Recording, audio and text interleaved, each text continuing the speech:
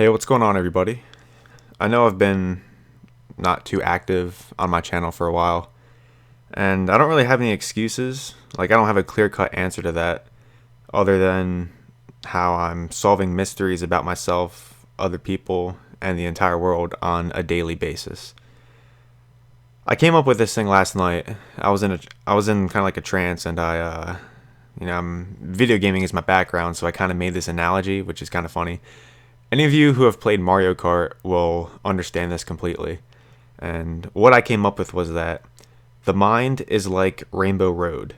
It's awesome when you're staying on course, but it's always the worst whenever you get bumped off.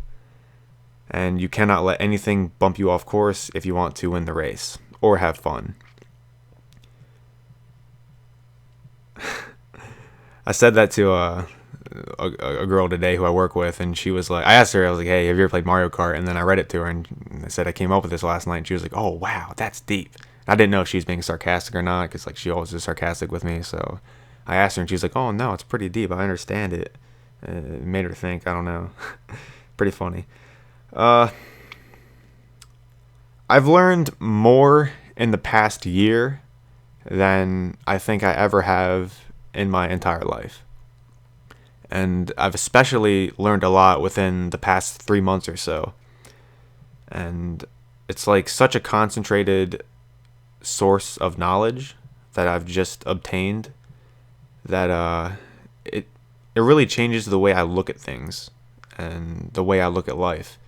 And I think part of it was because of the eye surgery that I had. I'm able to physically see things clear, and that kind of relates to like being able to mentally see them clear as well.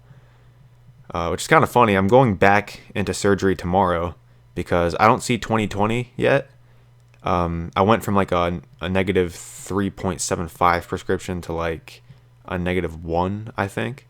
So I have to go back in, and I'm getting an enhancement done, and I'll be able to see 2020, hopefully. There's like a 3% chance that you won't need an enhancement. Well, I was one of those 3%. So I have to go back in and get another surgery, but hopefully it'll be worth it.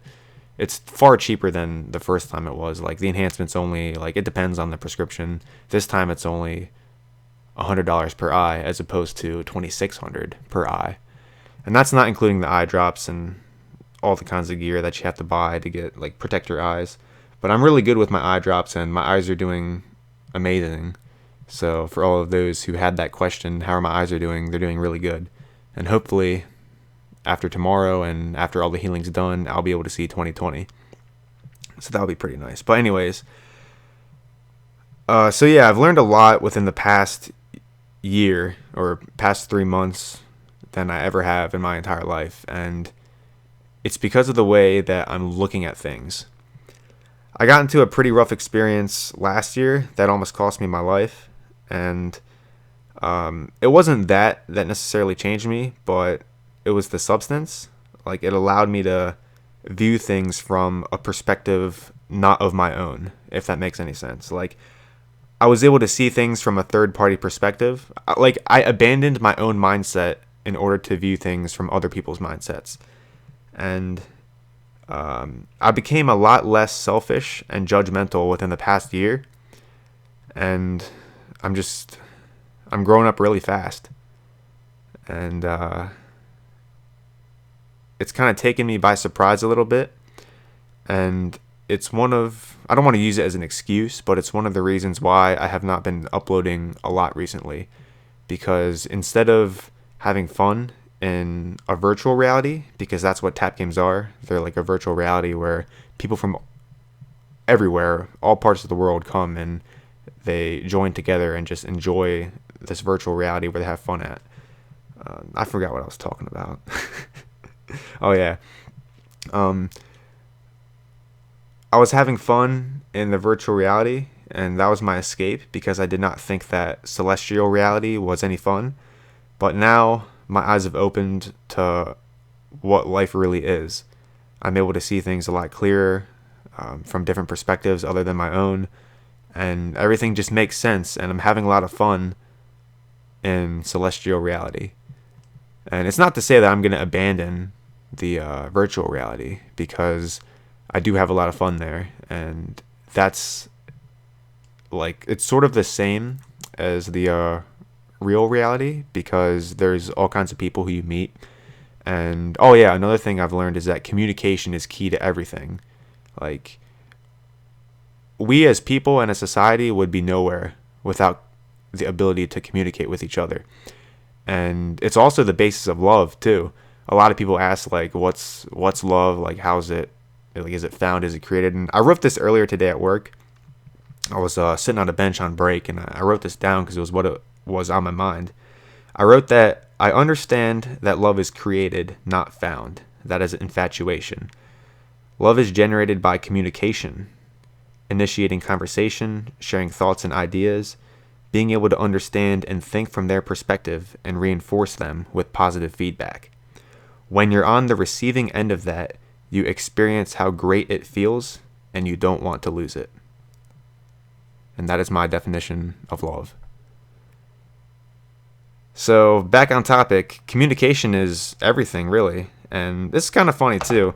I have this written down. I'm reading my notes that I wrote earlier today, and I said that whenever I read and reply to messages on Pocket Summoner now, I'm much brighter and happier. Like I think of things from their perspective, like how they actually took the time to send me a message and how it means a lot when they receive a reply. Like in the past, I would people would say, "Oh my God, you sent me a message. Oh, you made my day." And honestly, I didn't think much of it because I don't really think highly of myself.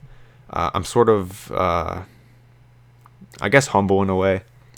But now I'm able to like see from their perspective, like, oh wow, it really does mean a lot because they spent the time to go through and find me, send me a message, and for me to like send them back a message. It means a lot to them, and I never really understood that until now. And another thing I wrote down is like so many people in Pocket Summoner use my name, like they copy my name, they use different emojis or letters, whatever. And I used to not think much of it at all, like they're just some random posers or something like that. But now I realize that those people are like they're probably unhappy with their realistic identity, or they haven't yet discovered how cool and unique they are yet. So they hide behind a false identity to protect that insecurity. You know, it's not always from hatred, but like everybody is unique and everybody is cool.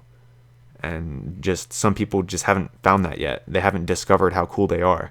Like, and that's another thing that's happened. I go to this card shop and I play Yu-Gi-Oh on Thursdays and Saturdays. And there's these couple of guys there. They're kind of socially awkward, so I understand how they're like a bit strange and people might not like them, but I think they're cool. Like I think they're some of the coolest kids that go there because they're so unique and you don't see them every day. And like all of the other kids just like I guess they think they're weird so they don't want to associate themselves with them. But that's the difference between a childlike mindset and an adult-like mindset.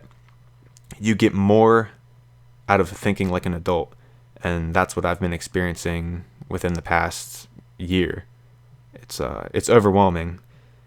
And I don't know, I guess I'm kind of rambling. This video's come to an end. That was Pocket Summoner, the Phoenix Shygon Harvester team. It's like a 1,000 speed ground team. It's like it's pretty fast and it works. It's not unbeatable. I think I had a couple losses in there, but yeah, I just felt like talking today, clearing up some things, explaining a little bit more. But yeah, thanks for listening. If you made it through all of this, please post in the comments bleeble blobble. I'll catch you guys later. Thank you again. Bye.